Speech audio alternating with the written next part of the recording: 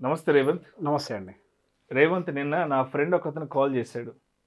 So తను ఒక కొత్త కారు కొనే ప్లాన్లో ఉన్నాడంట. ఎందుకంటే మొన్న ఈ మధ్య ఈ సంక్రాంతి ఫెస్టివల్కి ఈ రిజర్వేషన్లు చేసుకోలేక, ఈ వెయిటింగ్ లిస్టులతో పడలేక, టికెట్లు కన్ఫర్మ్ కాక చాలా చాలా హెక్టిక్ అయ్యారంట ఫ్యామిలీ అంతా ఇక్కడ ఊరెళ్ళి రావడానికి.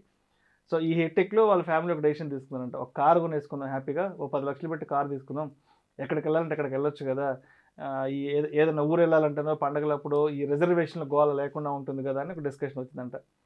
సరే అయితే వాడి దగ్గర ఒక 10 లక్షల రూపాయల అమౌంట్ ఉందంట.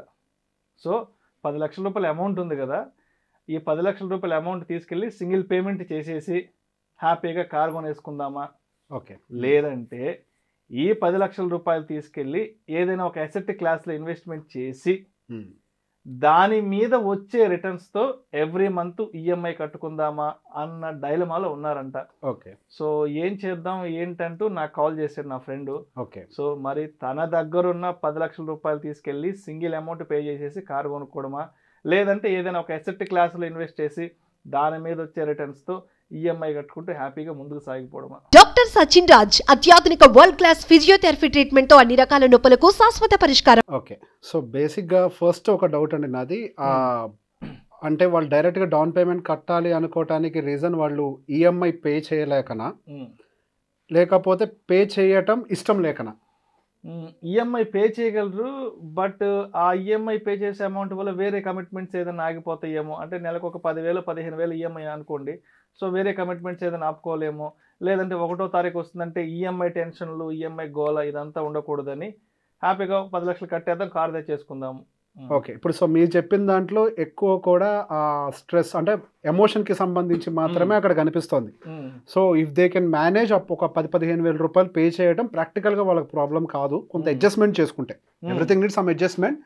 బట్ ఇప్పుడు వాళ్ళ ఆ ఈఎంఐ ఒక మంచి అడ్వాంటేజ్, అంటే ఆ డబ్బులు ఇన్వెస్ట్ చేయడం వల్ల ఒక మంచి అడ్వాంటేజ్ దొరుకుతుంది అని అంటే I don't think people will feel stress.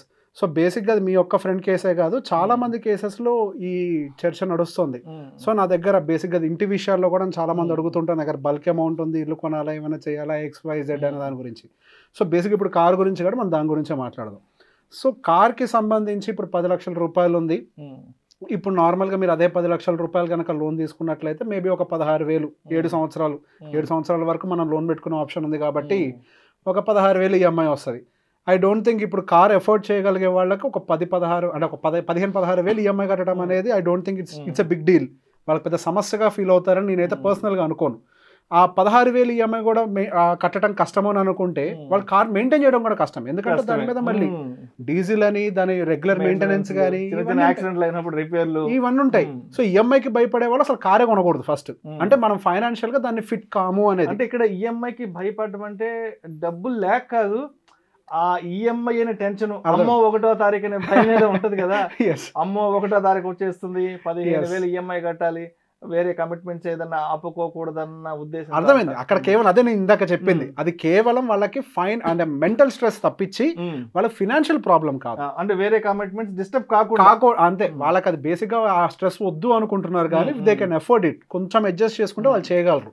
So basic గా వాళ్ళు ఆ స్ట్రెస్ కూడా అంటే ఆ చిన్నపాటి అడ్జస్ట్మెంట్స్ తీసుకోవాలి అని అంటే వాళ్ళకి కొంత అడ్వాంటేజ్ కనిపించాలి.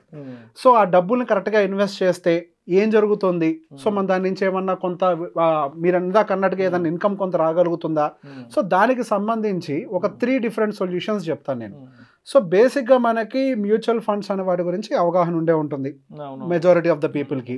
సో మ్యూచువల్ ఫండ్స్లో ఇన్వెస్ట్ చేయడం వల్ల మనం విత్డ్రావల్ ప్లాన్స్ కూడా యాక్టివేట్ చేయొచ్చు అన్న దాని గురించి కూడా కొంతమందికి అవగాహన ఉంటుంది. నేను చెప్తాను ఇప్పుడు ఒకసారి. సో బేసిక్గా మ్యూచువల్ ఫండ్ అనేది మనకి SIP అందరికీ చాలా మందికి అవగాహన ఉంది. సిస్టమాటిక్ ఇన్వెస్ట్మెంట్ ప్లాన్ అంటే ప్రతి నెల మనం ఇన్వెస్ట్ చేసుకుంటూ వెళ్ళటాన్ని సిస్టమాటిక్ ఇన్వెస్ట్మెంట్ ప్లాన్ అంటాం. సో అలానే మనకి దానికి ఇన్వర్షన్ కూడా ఉంటుంది, అంటే డౌన్ సైడ్ కూడా సిస్టమాటిక్ విత్డ్రావల్ ప్లాన్ కూడా ఉంటుంది అనమాట. సో ఒకేసారి మనం డబ్బుల్ని కనుక అందులో ఇన్వెస్ట్ చేస్తే ఒక బల్క్ అమౌంట్ ఇట్లా 10 లక్షల రూపాయలు లాంటి దాన్ని మనం దాని నుంచి నెలవారీగా కొంత డబ్బుల్ని విత్డ్రా చేయడాన్ని సిస్టమాటిక్ విత్డ్రావల్ ప్లాన్ అని అంటాం. సో బేసిక్గా 10 లక్షల రూపాయలని కనుక యావరేజ్గా ఒక 13%, అంటే మన యావరేజ్ ఇండెక్స్ రిటర్న్స్లో తీసుకుందాం. మన యావరేజ్ ఇండెక్స్ రిటర్న్స్ 13% ఉంటుంది కదా. సో మన యావరేజ్ ఇండెక్స్ రిటర్న్స్లో తీసుకుందాం. మనకు అంతకంటే ఎక్కువ రిటర్న్స్ వచ్చే ఫండ్స్ కూడా ఉన్నప్పటికీ ఇది SWP బేస్డ్ కాబట్టి కొంత సెక్యూర్డ్ రిటర్న్స్నే ప్లాన్ చేసుకోవాలి. సో డైరెక్ట్గా ఇండెక్స్ బేస్డ్ ఫండ్స్ లాంటివే కాకుండా మనకి కొద్ది కన్జర్వేటివ్ హైబ్రిడ్ ఫండ్స్ ఉంటాయి మనకి అగ్రెసివ్ హైబ్రిడ్ ఫండ్స్ అయితే చాలా మంచి రిటర్న్స్ 15% ఇచ్చే ఉన్నాయి. మోడరేట్ ఉన్నవి కూడా మనకి దాదాపుగా 13% ఇస్తున్నాయి. సో హైబ్రిడ్ ఫండ్స్ కూడా 13% రిటర్న్స్ జనరేట్ చేసే వాటిని సెలెక్ట్ చేసుకొని ఇన్వెస్ట్ చేసినట్లయితే ఒక 1 year తర్వాత SWPని యాక్టివేట్ చేయాలి. ఎందుకు 1 year టైం పెట్టుకుంటాము అని అంటే ఆ 1 yearలో ఎగ్జాక్ట్ మనం పెట్టిన తర్వాత మార్కెట్ కరెక్షన్ గురవ్వచ్చు. సో మనం కరెక్షన్ గురయ్యే టైంలో కనుక డబ్బులు విత్డ్రా చేస్తే మన ఫండ్ అనేది ఓవర్ అగ్రెసివ్గా డిక్రీజ్ అవుతుంది.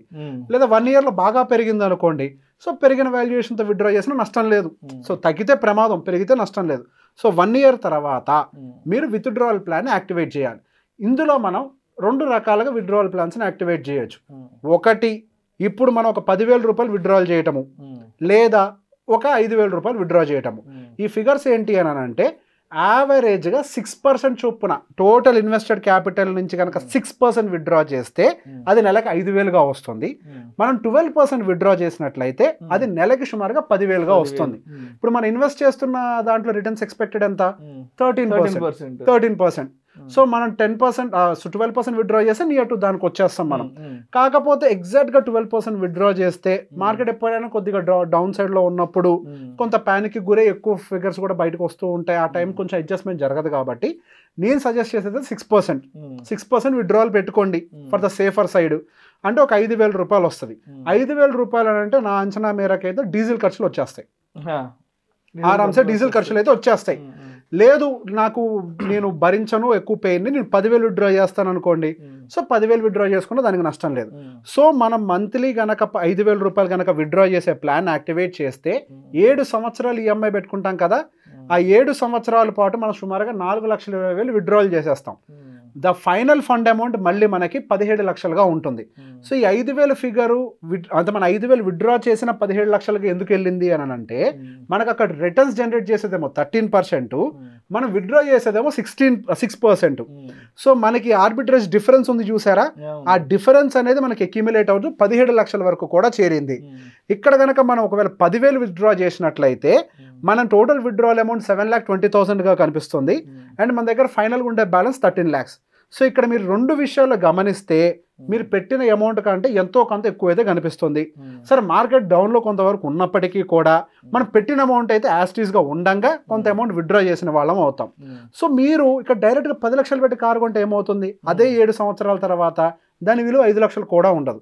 కానీ ఈ కండిషన్లో ఏం జరిగింది, ఇక్కడ 10 లక్షలు ఇన్వెస్ట్ చేస్తే మీకు కొంతవరకు మీకు ఒక 10 నుంచి 15 లక్షల రూపాయలు మీ క్యాష్గా ఉంటుంది. ఈ కారు అమ్మినా మీకు 5 లక్షల రూపాయలు అయితే గ్యారంటీగా వస్తుంది. ఎగ్జాక్ట్లీ. సో మీకు ఇక్కడ అడ్వాంటేజ్ కనిపిస్తుందా? సో ఇదంతా కాదు సార్, నేను భరించగలను కూడా, నేను ఈఎంఐని కూడా నేను ఇప్పుడు మీరు చెప్పింది బాగుంది, నేను ఈఎంఐని భరిస్తాను, ఇంకా బెటర్ ప్లాన్ ఉందా అంటే అసలు విత్డ్రా చేయకుండా సేమ్ 13% రిటర్న్ ఇచ్చే దాంట్లో 7 సంవత్సరాలు అట్లా వదిలేయండి. 7 సంవత్సరాలు కనుక అట్లా వదిలేస్తే అది సుమారుగా 23 లక్షలకి వెళ్తుంది. సో బేసిక్ ఇక్కడ మీ నెట్ అసెట్ ఎంత అవుతుంది, 23 లక్షలు ప్లస్ ఇది అమ్మితే ఒక 5 లక్షలు, టోటల్గా మీకు సుమారుగా 28 లక్షలకి మీ వాల్యుయేషన్ చేరుతుంది. మీరు 10 లక్షలు పెట్టి కనుక కారు కొని ఉంటే మీ వాల్యూ 7 సంవత్సరాల తర్వాత 5 లక్షలే, కానీ ఇప్పుడు 28 లక్షలకు చేరుకున్నారు. సో ఇక్కడ 10 లక్షల క్యాష్ తీసుకెళ్ళి కారు కట్టేస్తే ఒక 5-6 ఏళ్ల తర్వాత ఆ అసెట్ ఏదైతే ఉందో డిప్రిషియేట్ అయిపోతుంది.